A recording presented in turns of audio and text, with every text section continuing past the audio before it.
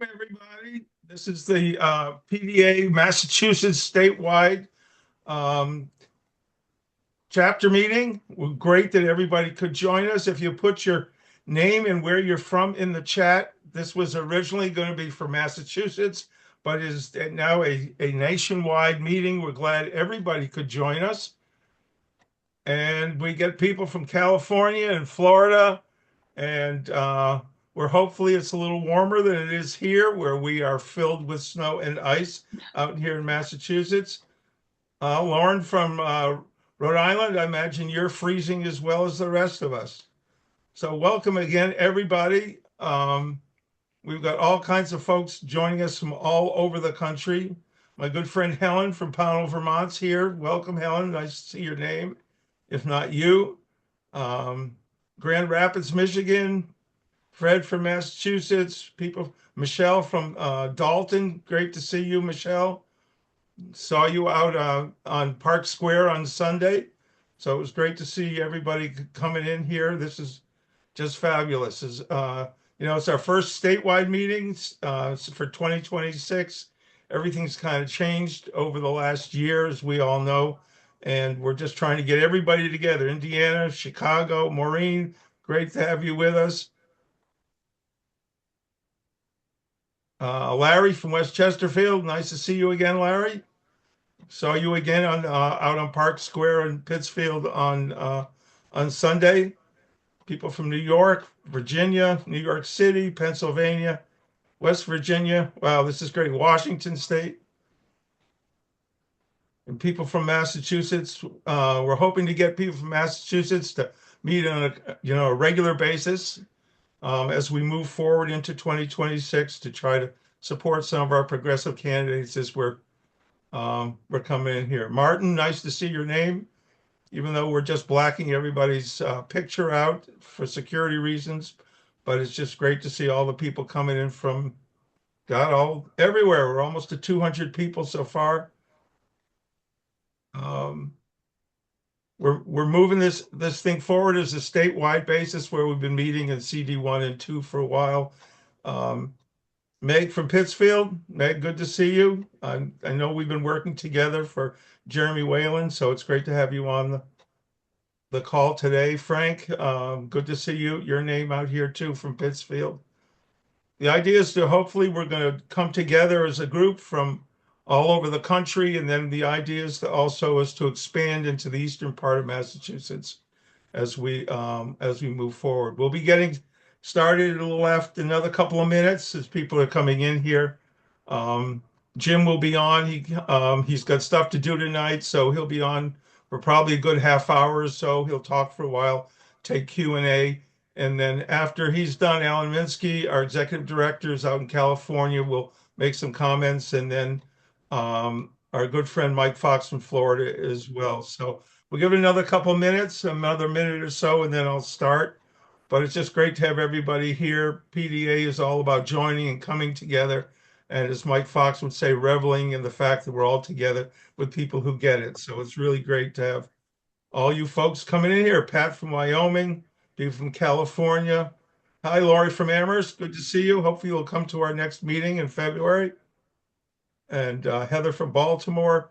I'm just reading off the names here in the chat, but it's just great to have all you folks joining us today. There's so much we have to do, and coming together is the way we're going to do it. So I'm going to give it another minute, maybe, and then I'm going to start because I don't want to take up too much of Jim McGovern's time. And then, as I say, Alan Minsky will come on as our executive director. He'll come on after Jim has to go to another event. Well, if it's okay, Russell, what I'll do is I'll come in maybe after Jim speaks, and then I can pass off to the Q&A people. But I have a little bit of an announcement. I'd love to make a personal family announcement relevant to CD2 in Massachusetts. I'd love to make when Representative McGovern is on, who, of course, we have a great working relationship with Representative McGovern. All right, so hi, everyone. Thanks for joining. We're starting soon. This is the first chapter meeting of the year. It's great to see all of you. As you log in, please put your name and where you're from in the chat. As I said, my name is Russell Friedman. I'm state coordinator for Progressive Democrats of America here in Mass. Thanks so much for joining us. For the last decade or so, we've been meeting with residents of the 1st and 2nd congressional districts, first in person and recently in Zoom meetings. But times have changed. Our representative democracy is under threat, and we need to come together as a community to meet the challenges of today. For us, it means connecting with our brothers and sisters in the eastern part of the state, in the western part of the country, north, south, east, and west. We firmly believe that the way forward is to make changes in the Democratic Party, and that is to reform it.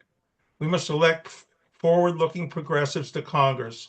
With that in mind, we have endorsed candidates Jeremy Whalen in the 1st Congressional District, and of course, our guest, progressive champion Jim McGovern in the 2nd Congressional District, and statewide Senator Ed Markey in his reelection to the U.S. Senate.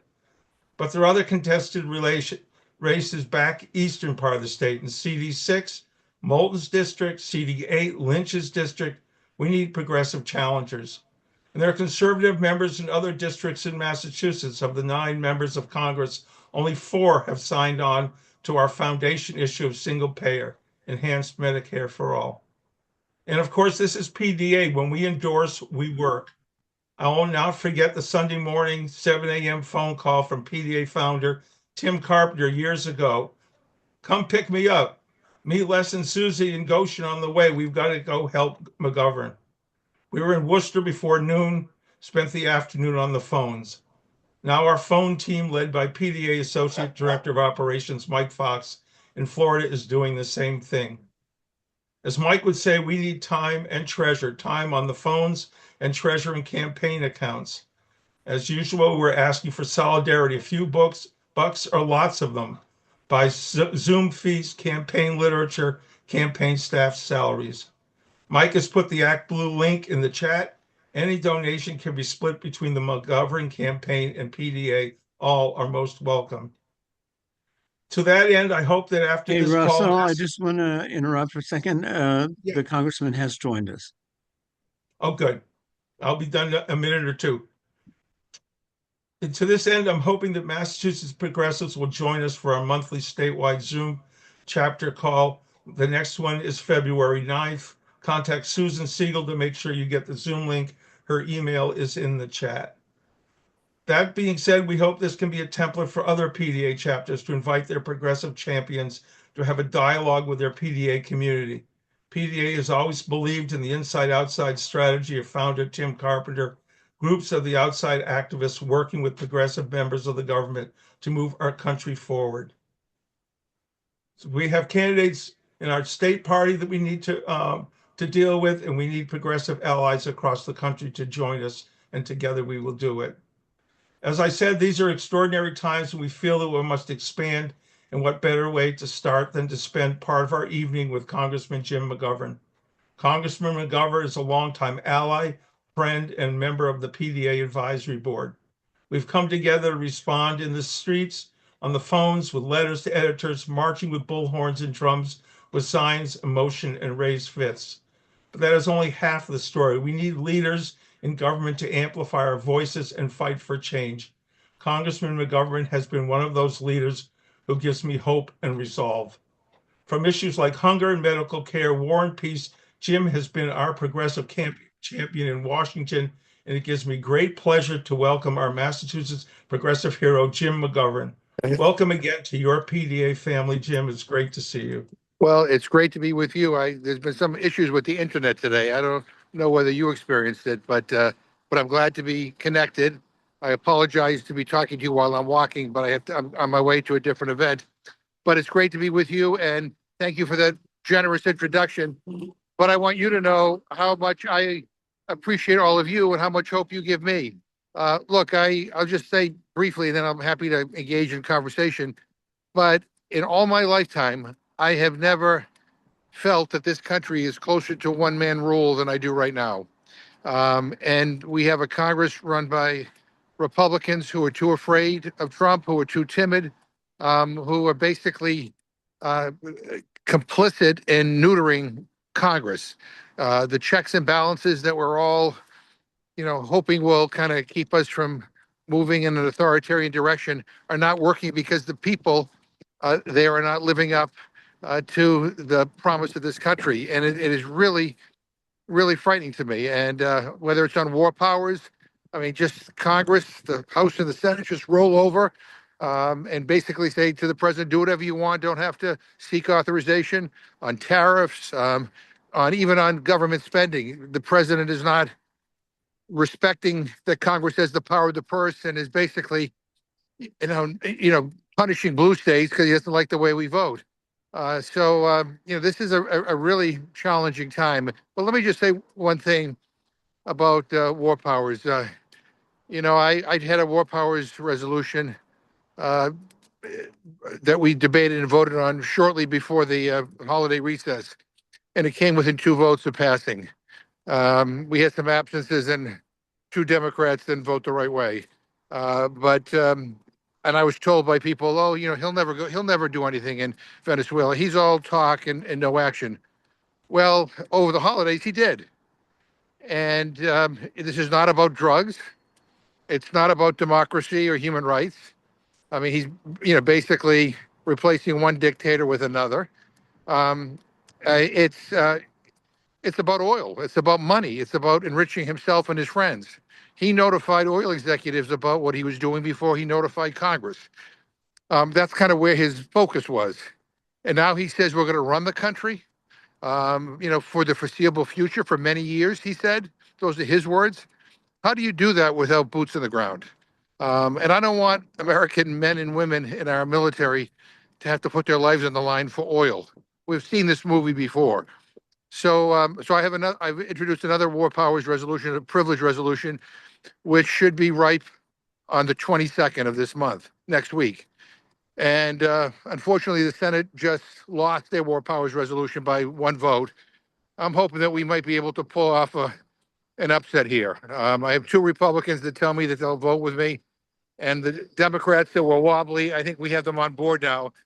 We're trying to get another Republican or so, but it is important, even if only symbolically, that we make it clear that if you want to go to war, you got to come to Congress and seek authorization. There ought to be a debate, and there ought to be a vote. And for members of Congress who don't want to vote for it, they're cowards, because these are the people who like to, cheer on war when things are going relatively smoothly. But when things don't go so smoothly, and this will not go smoothly, they basically say, well, I didn't have a chance to vote on it, so don't blame me.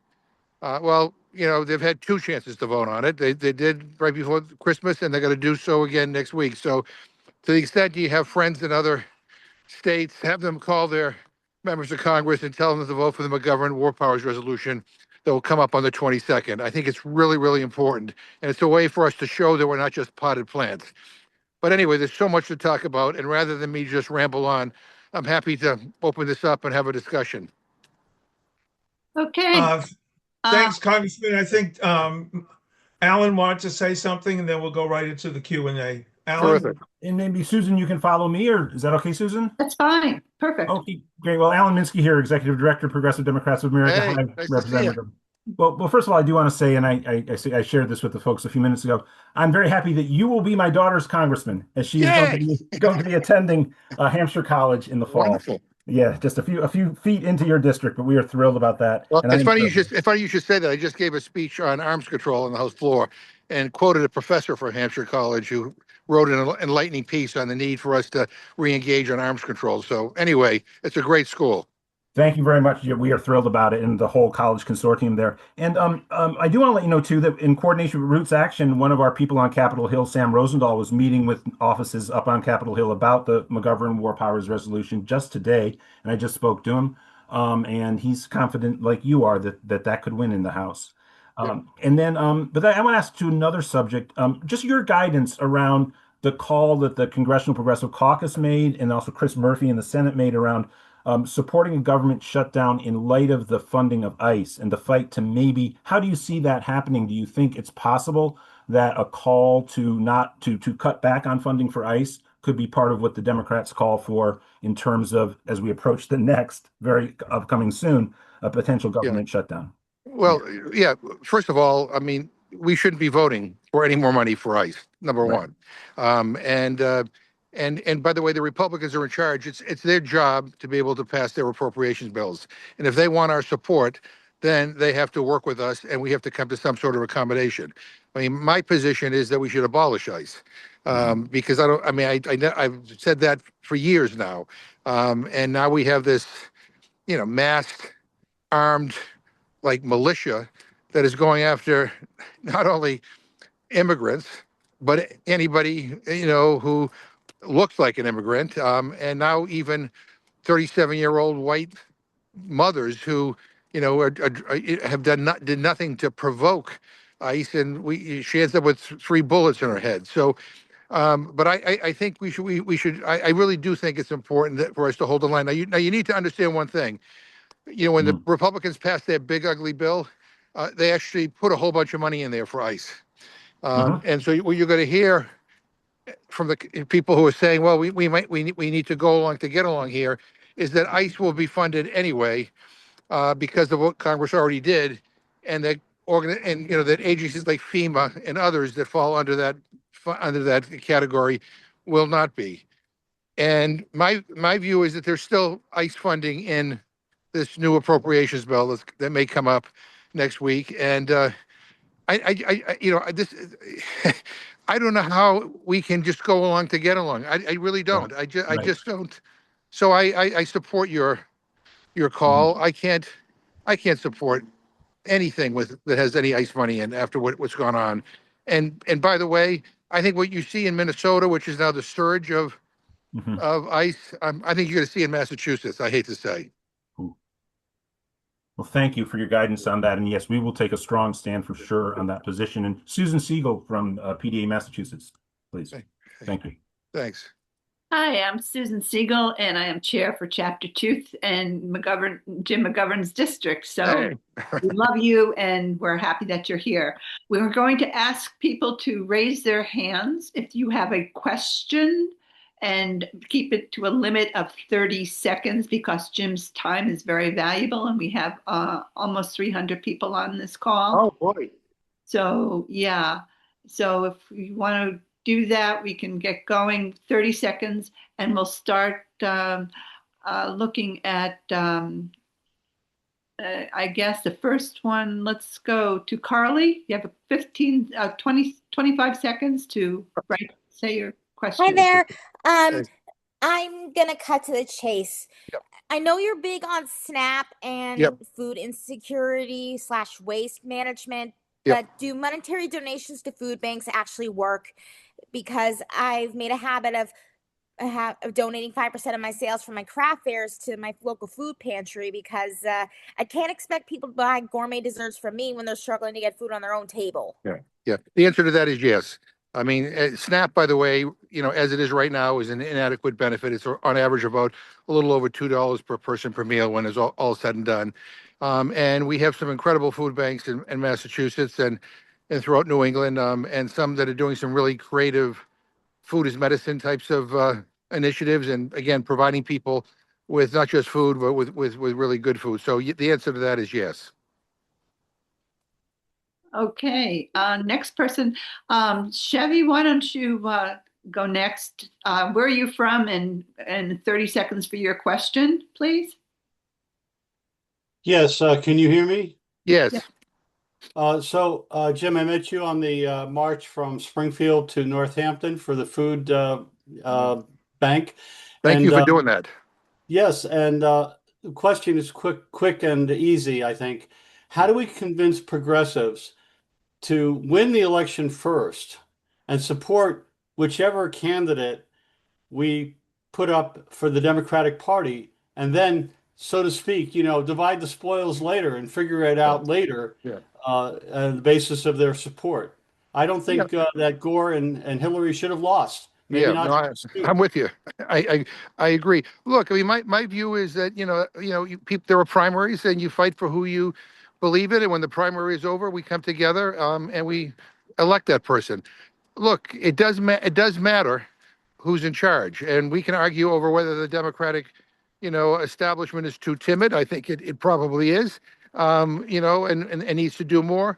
But here's the deal. I mean, we wouldn't be going to war in Venezuela if the Democrats, were in charge. We wouldn't be cutting SNAP by $200 billion or cutting Medicaid by $1 trillion. And I think, we need to win, and then we need to send a message to the Democratic leadership that we are trusting that you are not just going to tinker around the edges, but that in fact you're going to understand that we need significant and bold change. I mean, the issue on healthcare is more than this affordable care tax credit. I mean, the system is just too expensive, and people are, even with good insurance who can afford it, are still paying too much. So, yeah, we have big problems to solve, but we can't do any of this if we're not in control. So we just have to come together. I mean, and I get it. Sometimes sometimes we have Democrats that take positions that are really difficult to digest. But I mean, I would plead with everybody, hold your nose and vote for them, because we can't, if we don't take back the House, you know what? I'm not even sure we're going to have another election. And I'm not even exaggerating. This guy is stopping at nothing. Okay, thank you very much. Alice, do you want to say where you're calling from and 30 seconds for your question? I'm from New York, the winning city that just got Mamdani elected, with thousands, tens of thousands of kids and millions of phone calls. And it's also the city with the crappy Schumer and Gillibrand that didn't even endorse him. And Schumer is just not being the proper leader. So I don't know. I mean, I've been a Democrat. I got pissed off the Democrats. I mean, I think we wound up with Trump because. Okay, Alice, what's your question? Yeah. How do we get the Democrats to behave progressively so that they'll get the votes? They're not going to get the votes if they act like Biden and Clinton. Yeah. Well, I mean, first of all, I mean, let me just say, I mean, when I think back at Hillary Clinton, we're talking about universal child care and some pretty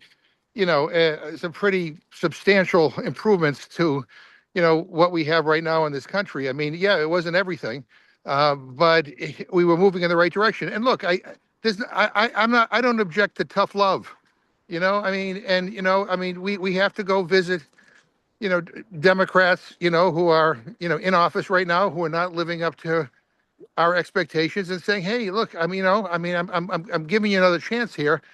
Step up and fight and fight for real change, and understand that we don't want you just to tinker around the edges, or I'm not going to be with you the next time. I'll support somebody else in the primary.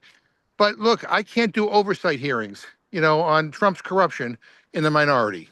I can't I can't get amendments to the floor on any issue that we talk about unless I'm the chairman of the Rules Committee. I mean, we can't do a goddamn thing in the minority, and that's just the reality. And we can fight with our family members, once we are in charge again, and they need to know that you're not always going to be there. We're not cheap dates, but we have to win. If we don't win, that's the ball game. I mean, I'm not sure we have until the next presidential election.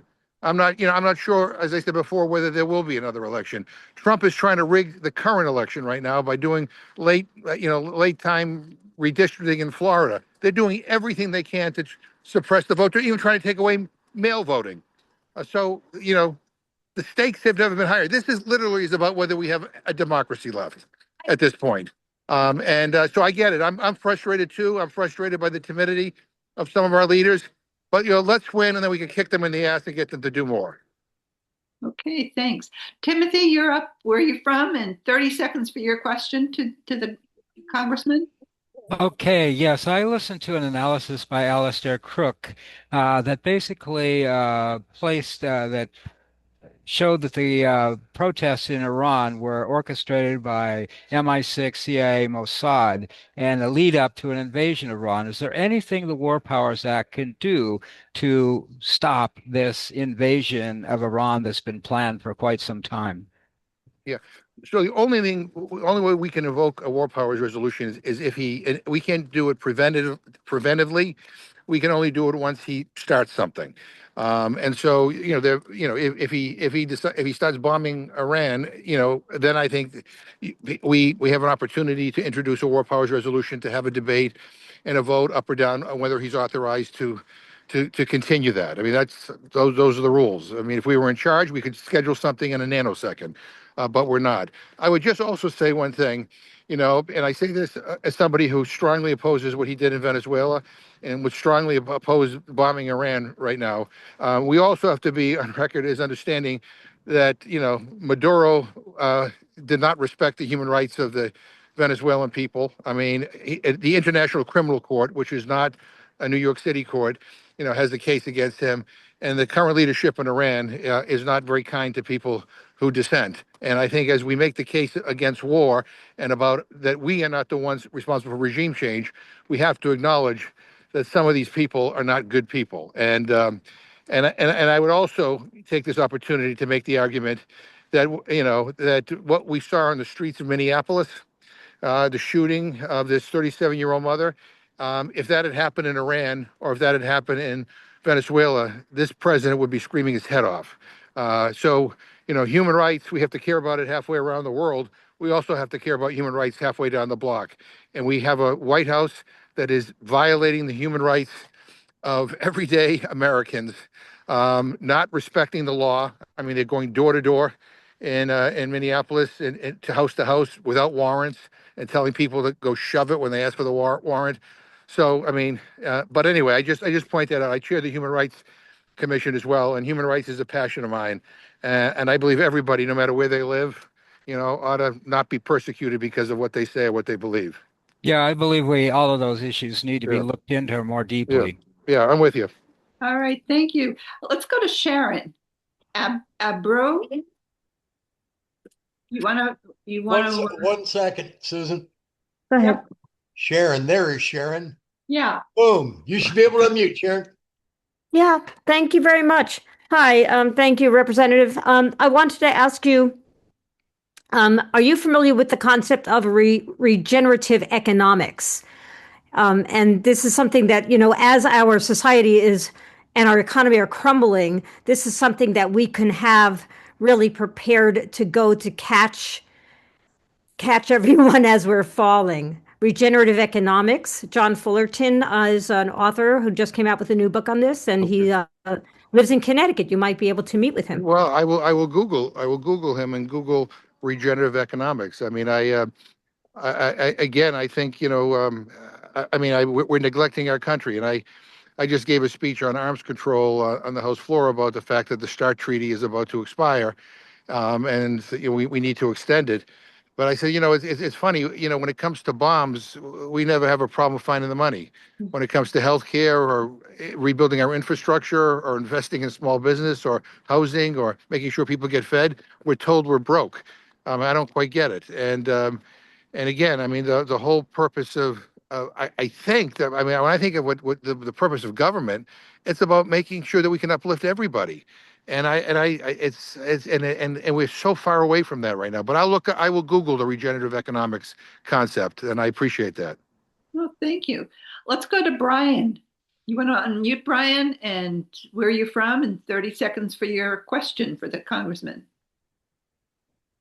Sorry, this is not alphabetized here. So. Hi. Thank you. Hello. Hi, this is Brian Markham from the Bronx in New York.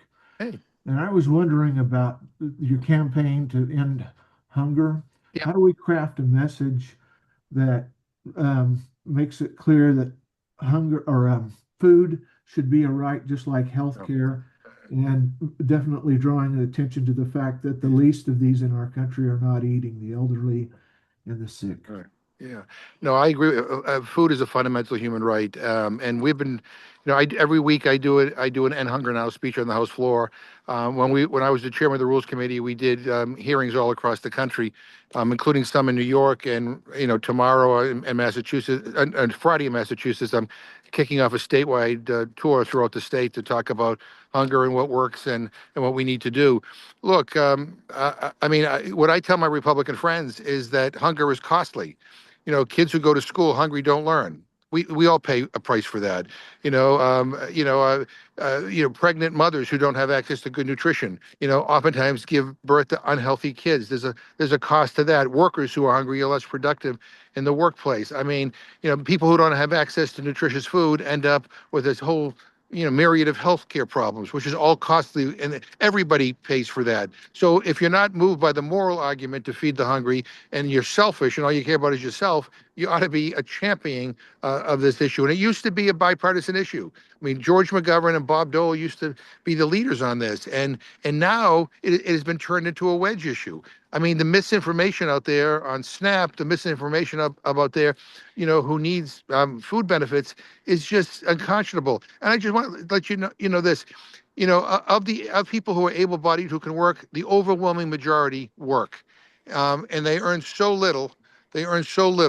That they still qualify for SNAP, which, as I said before, is a little over $2 per person per meal. So we are trying to launch a whole new, campaign. I'm trying to do it, as a minority member, in the House. But we just got to keep at it. And if people have good ideas on how to elevate this in your communities, I'll come out to New York again. My son's living in Brooklyn. I can come out and visit him. But we help elevate some of the stuff that's going on and to highlight the need. Look, we have 48 million people in the richest country in the history of the world who are hungry. We all should be ashamed. And hunger is a political condition. We have the money, we have the food, we have everything, except we lack the political will. And we're trying to build that campaign.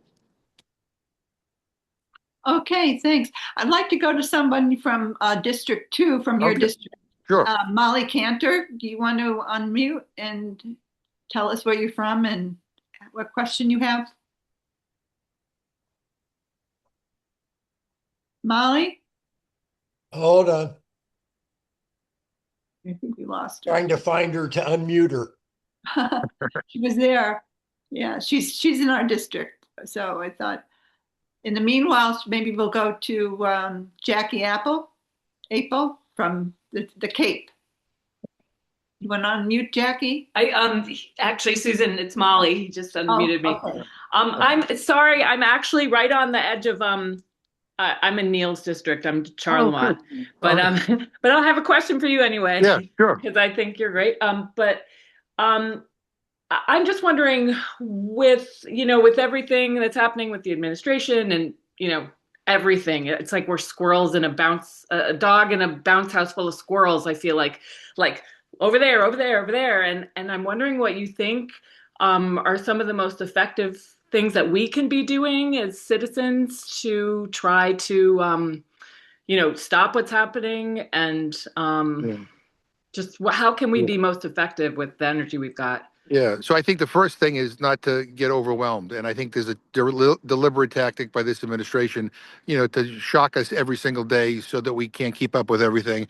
And we feel like it's too much and it's hopeless. I mean, that's the tactics. We have to resist that.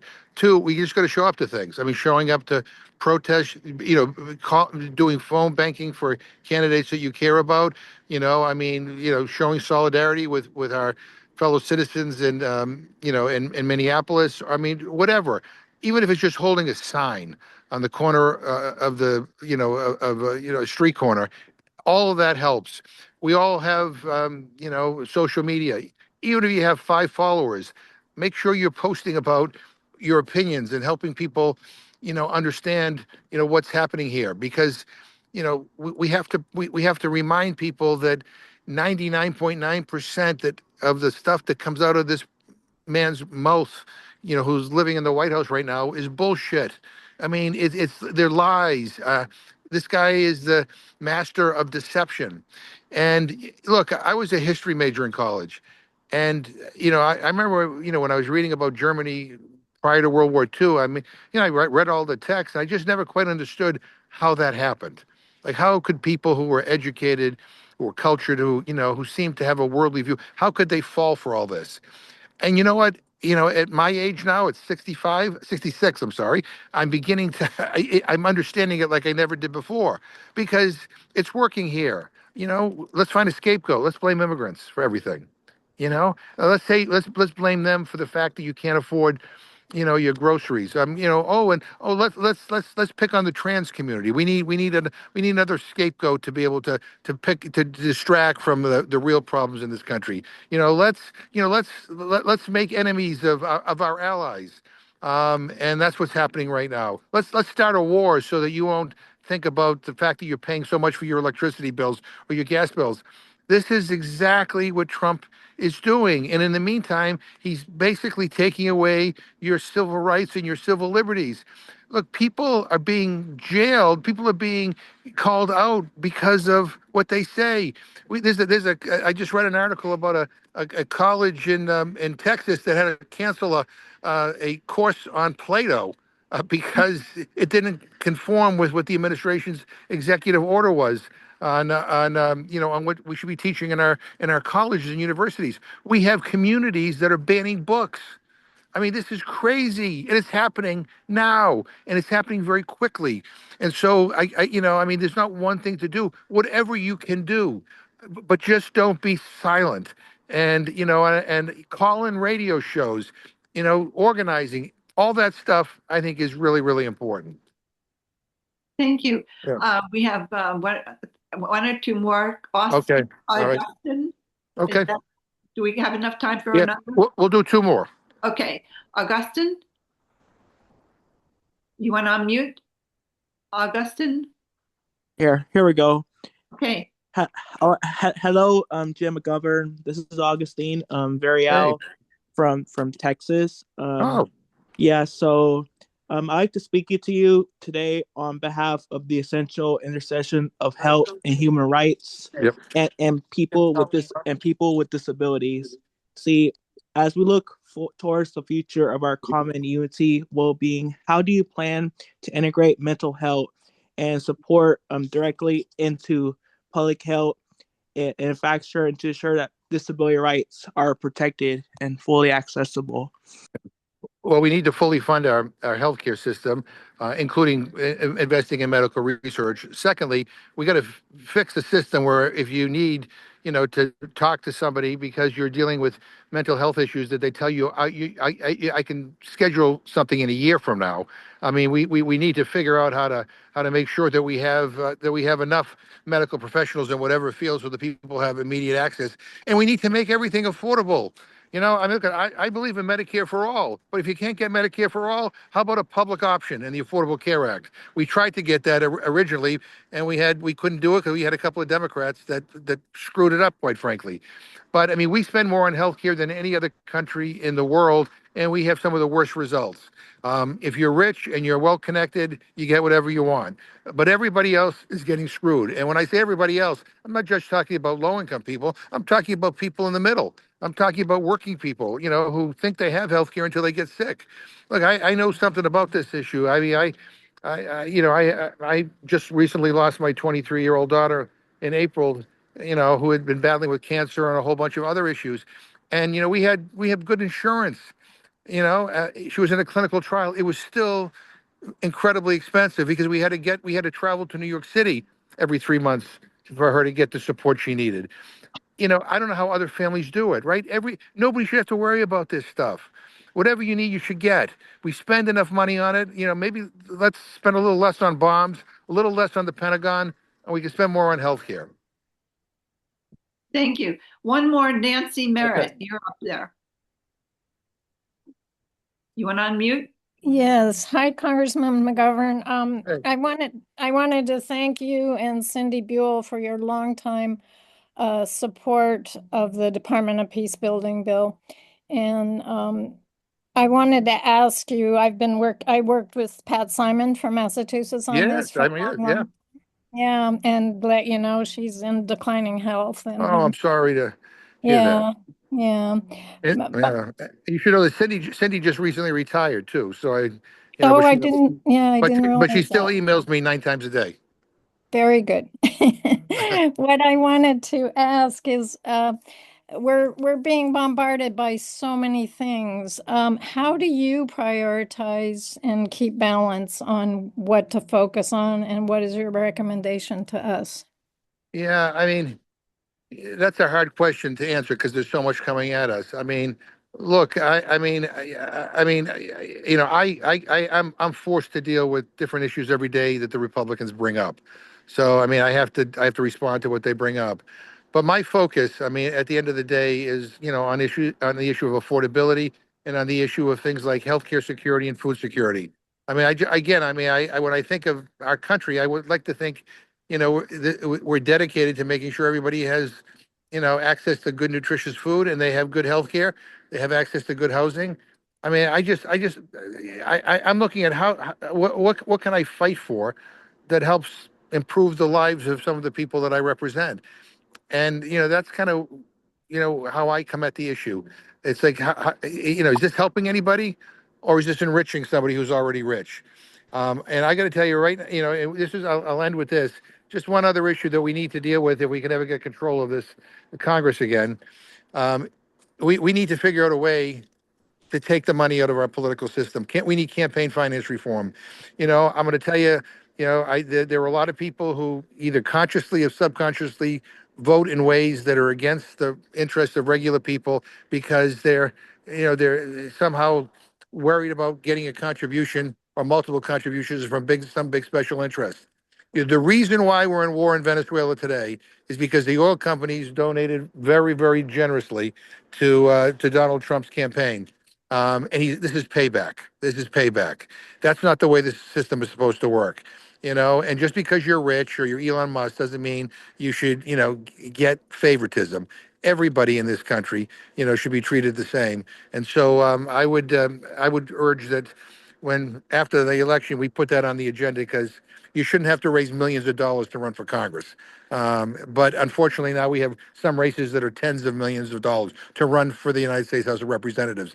I mean, that is absurd. And it's corruption. And it's one of the reasons why, the priorities of this Congress, are not on you, but are on, well-connected, wealthy special interest. And it's really disgusting. So, but anyway, I appreciate all that you do. I am wind at your back. If people have good suggestions, please call me or text me or stop by if you're in Washington. But when I feel hopeless, I think of that you're around, and so it gives me hope. And we'll get through this. My old boss used to say, "This too shall pass. It'll be painful like a kidney stone, but it will pass." And so that is my hope. So anyway, thank you. Thank you so much, Mr. Congressman McGovern. Thank you. Bye. We appreciate Thank you so much. Yes, thank you.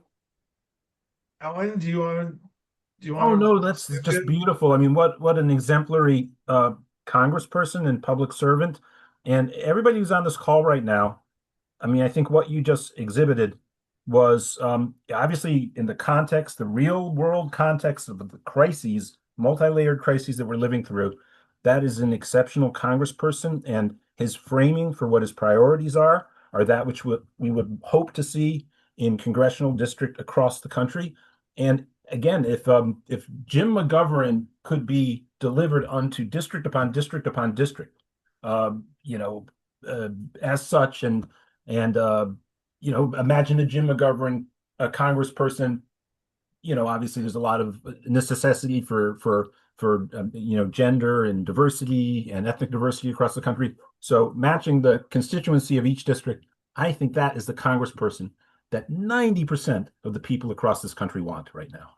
I mean, he is spot on, right? I mean, Jim is just working hard day in, day out, as he said, always sticking to his moral principles, guiding towards what he feels is the best direction for the working people of the country and thus the whole country. And I really do think that the vast majority of Americans, maybe 90% is too high, but at least 75% of the population wants representation like that. And so I hope everybody can sense that, his commitment, and the way that his commitments speak directly to the crises of our current society. And then obviously the opposition to the current oppressive fascism that's sweeping across the country in the worst kind of way. So thank you so much, Russell and Susan and PDA Massachusetts, for allowing us from around the country to join your statewide meeting, because that was just obviously a person fully engaged in the best kind of way, and the best kind of representative in our Congress that we can imagine. Thank you. Yeah, Jim has always been, as he said, at our backs, and we've been at his backs. And so, once again, Mike has put the Act Blue link in the And chat. lots of others. And lots of others. And, whatever money we can raise for Jim gives him more security as he looks to his reelection campaign in 2026. And whatever money goes to PDA helps us pay for our needs and pays for Zoom and the rest of it. I also want to say that, our next statewide Massachusetts PDA meeting will be February 9th. That's Monday at 7 o'clock, February 9th. And if Susan has put her Gmail account address in the chat. So if you want to email her, she can make sure you get the Zoom link. We really would like to bring people together east and west in Massachusetts. And of course, I saw my friend Helen in Vermont. If we want people from Vermont or anywhere else in the country are willing to join us, we'd love to expand our local chapters. And there's so much to do, and coming together is the way to do it. That being said, I want to bring in Mike Fox with our to-dos and get a sense as to what we're looking at. Obviously, one of the things we want to talk about is to get members of Congress to support Jim McGovern's War Powers resolution, which he said is going to come up for a vote on the 22nd. That gives us 8 days to galvanize energy and support around the country for that. I think it's really important for Congress to reassert its constitutional role. In the meantime, Mike, can you take over and come in? Indeed, I can, Russell. Thank you so much. Mike Fox down in St. Petersburg, Florida. Jim McGovern has absolutely knocked it out of the park as always. Now it's our turn to get to work. That man's working constantly. So here we go, gang. Three links that we're going to stay focused on here in the short term. Number one link is the one to the donation for Jim that you see in the chat staring at you right now. If you don't see that link, go to pdamerica.org and just hit donate. We'll make sure that that the dollars are invested well. We have a weekly campaign to victory call that I'm going to be talking about here in just a little bit and throwing links in on, where there's literally a list of 10 to-dos. People are saying, what can I do? What can I do? There's 10 things, bang, right there. But the one that out of those 10 that I want to focus on right this second, everybody get laser focused on, that is, bang, what I just put into the chat. Help to build your local chapter. And Jim, if you can shut down the chat once again, that'd be great if we can keep them focused on the links that I'm tossing in. And we'll get to the other hands that are raised here in just a second. But we got to get folks on. Again, I'll toss it in the chat because this is going to blow up.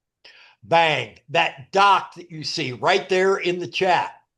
Click on it, click on it, click on it. If you're up for investing 1 to 2 hours per month, 1 to 2 hours per month, click on that link, fill it out, and we will get you connected to either a PDA chapter that's already up and running, or get you in contact with an executive committee that is building.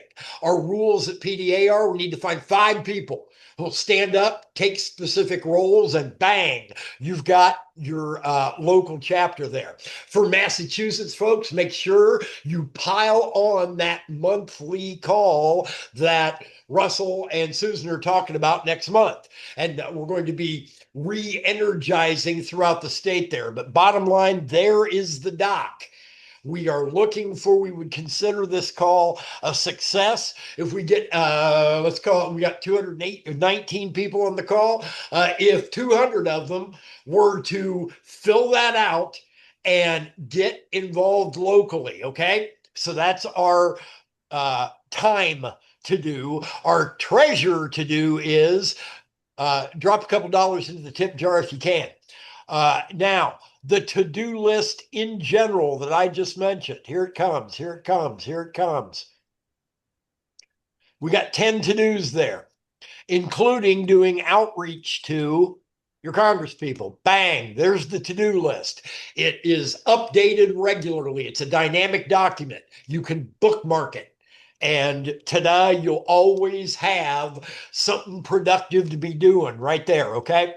Now, we also every week have a Thursday campaign to victory call. On the campaign to victory call, it's folks all over the country swinging by who are looking to roll up their sleeves and make something happen. It's literally a team building call. It's a pump them up call. It's a let's all get number one, inspired for the week ahead, and number two, focused on what it is we got to get done over that upcoming week. Okay. So, bang, it's in the chat right now. The campaign to victory call every Thursday, 9 o'clock Eastern, 6 o'clock Pacific. And then lastly, PDA is the only national organization in the country that does a minimum of not one, but 2 organizing calls per week. One on Thursday and one on Sunday. Sunday's a town hall where we tend to have, it's more of a conversation kind of a thing, newsy kind of thing, but we're still building community and identifying to-dos on that Sunday. Here comes the link, bang, for that Sunday. All right? So we've got, let's make sure we get Jim reelected. Hit the donate link. Number 2, we got pile on with your local chapter. Number 3, we've got tomorrow night's campaign call. And number 4 is Sunday's town hall. In a perfect world, we would be discussing what we just laid out there, okay, from this point until we wrap the call, preferably at the top of the hour. I will get through the raised hands here. If the raised hands would be so kind to give us this. We are to the point right now where we're talking about getting things done. If you had a question for Jim, email info@pdamerica.org, info@pdamerica.org. We will make sure that we get your question answered, okay? If what you want to talk about is 30 seconds of here's what we need to get done, then that's what I'm all about from this point onward. Are you good with that, Russell and Susan? This is your call. Yeah. Yeah, we're fine with that, Mike. Before we go on to the raised hands, I would just like to add that, as I said earlier, PDA has endorsed 3 candidates who are running in 2026.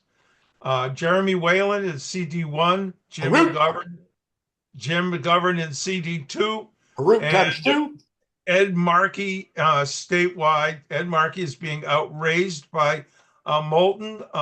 He is a solid progressive, and we urge people in Massachusetts or around the country to work and help Ed Markey get reelected. He's been terrific on the environment. He's been terrific on so many things, and we really need to back him up. Here in CD1, it's Whalen for congressma.org. That's Jeremy Whalen, who's running in CD1. And of course, our good friend Jim McGovern, who is here tonight. All these candidates need our help as we move towards 2026, and we hope people will take the opportunity to put in a little time and maybe a few bucks. Fantastic, Russell. And everybody in the chat, there is the PDA endorsement page, okay? And everybody who can't see the chat, pdamerica.org, hit endorsements, bang. There's all of the list of gems, as it were, who have been endorsed, and please do pile on, as Russell says. Has Alan already left us? No, I'm here. I know he had to wrap. Al, anything else you wanted to add, Alan, before No, we I just want to say too that I just want to thank Mike Fox for the way he's organizing the last 15, 20 minutes of this call, folks, because consider this. In everything that we're talking with Jim McGovern about and his incredible answers, remember what he talked about, just remain engaged with all this coming at us. And that's what we provide here at PDA. And as Mike says, people on the stack, what are you thinking of doing to contribute? How are you going to be active in this? We really want, and we believe PDA is a fantastic organization through which people can participate. We have a variety of ways of doing that. And in doing that, we build community. When Trump was first reelected, many people came to me and they were very despondent. And how can we survive these next 4 years? And it's difficult, but the way we survive is through building this kind of community and creating solidarity. It hasn't been the strongest component of American society in recent years. In fact, maybe many of the problems we're seeing across our society is on account of the ways that everything has become digitalized. Nothing is real life analog enough. And we at PDA are all about building communities, having solidarity, human to human contact, and creating the kind of communities locally and nationally that can facilitate the kind of society, broadly speaking, that we all want to live in. That's what it's about. And how we approach what we're doing right now is how we're going to build that up in this environment to build the solidarity we need to not only get through Trump 2.0, but then to be poised in the wake of it to build the America that we need to see in America right now. And we've needed for a while that Trump, it was the way the public responded to the crises that were already present in the society, a huge mistake. But remember, it was Bernie Sanders and Donald Trump who were the alternative candidates in 2016. And as a great recent American historian said, the wrong candidate, the wrong oppositional candidate won. We're the representatives of the right politics that this country needs. And that's about participation, building community. And so with a question that Mike Fox is asking, is actually a very, very poignant question for our time. Take it away, Mike. Thank you. Thank you, brother. And we'll get to the raised hands right after I do my favorite job always, and that's the thank yous. I want to thank the following people who have donated tonight. Molly, thank you for your more than kind $25 a month sustaining donation. Thank you, Joseph. And phone banker Pat, double doing. And phone banker Nancy, double doing, and Frank, and Cheryl, and Glenda, Stephen, Sherry, phone banker Jane out of New York, double doing, and Juan, and Carrie, Cynthia, Stephanie, phone banker Carlos, double doing, phone banker Erica, double doing, Maxine, phone banker Mary, double doing, door knocking Peter, double doing, and phone banker Mary, M-A-R-Y. We have an M-A-R-Y and an M-E-E-R-R-Y, double doing, and phone banker Peggy, double doing, and Tyler, double doing. Again, thank you so much, double doers. And anybody on this call who is not yet either signed up to volunteer or donated, please do so now. Show solidarity with these folks who are not doing one, but they're doing both. And in some cases, like Laura, our chapter head out in New Mexico. Laura, thank you so much. Laura hits the phones, runs the chapter in New Mexico, and dropped in a donation tonight. She's triple doing. Thank you so much, Laura. And phone banker Beverly, double doing as always. And Bob, our chapter leader out in Missouri, as always. All right. Thank you to all of you folks. And let's keep those numbers cranking. We're looking at 3 minutes to the top of the hour. Originally, we wanted to have this wrapped because I got to get on the cut and phone list tonight for our phone bankers tomorrow, but we'll keep this open so long as we're generating productivity. Okay. So I'm going to keep my eyes on number one, the donation link, and number two, the volunteer link, number three, on the chapter development links. If folks are standing up, I'll keep this sucker open. If not, we'll go elsewhere to get to work. All right. Let's get to Stacy, who was trying to shout out there. Me. I said Susan. Yeah. What'd you need, Susan? Oh yeah, I just one thing I wanted to, for those of you who are out of state, PDA national, we have chapters all over the state, and you can find which chapter is in your state if you want to get going and get connected. By looking at our website. So I just want to point that out. Cool beans. Thank you, sister. Stacy, I've asked you to unmute. What's something inspirational to get the folks to work? Stacy, you're working all the time. Thank you for that. Okay. Yeah. Okay, I may say a word or two because, all right. 30 seconds, go. Yeah. Okay, so I'm already a $5 a month donor, so I do that anyway. Okay. Thank you, sister. I just donated to Jim McGovern. My question, can I ask a question or am I talking inspiration only? I'm talking inspiration at this point, if you'd be so kind. If you got a question for Jim, go to info@pdamerica.org. Okay, I'm good. You good? All right. Thanks, sister. I appreciate it. Let's head over to Peter. Boom. What you got, brother? I might come back to you, Stacy. Go ahead, Peter. Yeah, okay. I might come back to you. Okay. Let me get to Peter here real quick. What you got, Peter? Yeah, I recognize the importance of being in the majority, but recently we've had Democrats take some creative steps that show some things that can be done even in the minority. The discharge position, and secondly, taking Pam Bondi to court over the Epstein files. So I would really love to see more people doing that kind of thing. All of us coming up with creative ideas. Stop telling ourselves you can't do anything in the minority. Start fighting. And I'd like to see all of us come up with those ideas and then push Congress people all over the country to do them. Rocking. Excellent. And all the folks on the call, I want to thank all those folks who had their hands up, who wanted to, who chose the rhythm and the energy within the room over I need to be talking now. Thank you. That is solidarity at its finest. Thank you so much, folks. With that in mind, I'll toss it back. Stacy, where are you at again? Let me see if I can get to you, Stacy. This is awkward. Here, I'll do this. Boom. Let's do it. Do you want to ask me? So what'd you have, Stacy? You said you had a question. Okay, similar. The last caller was what I was going to ask about, because I've been listening to somebody talk about what can we do to parliamentary, and I was going to ask Jim McGovern because he's the guy who's in the Congress. He's the guy. Jim's the guy. Parliamentarily to slow down every process, so just to slow things down, to keep the timeline slower, so that is just one way that our Congress can resist, instead of saying, like taking up every vote. That's all I'm saying. What can you do? Yeah, what we can do is, I'm not Jim, but number one, if everybody wants to, number one, call Jim's office tomorrow and just say, your boss rocks. All right? Yeah. That's number one. So we can be pumping up his people, right? He had a rough last year. Bottom line, right? So let's, number one, show some love. Then number two, call your congressperson tomorrow and tell them, watch what McGovern's doing, or come up with something creative procedurally, and we'll pile on and make that commitment to your congressional office.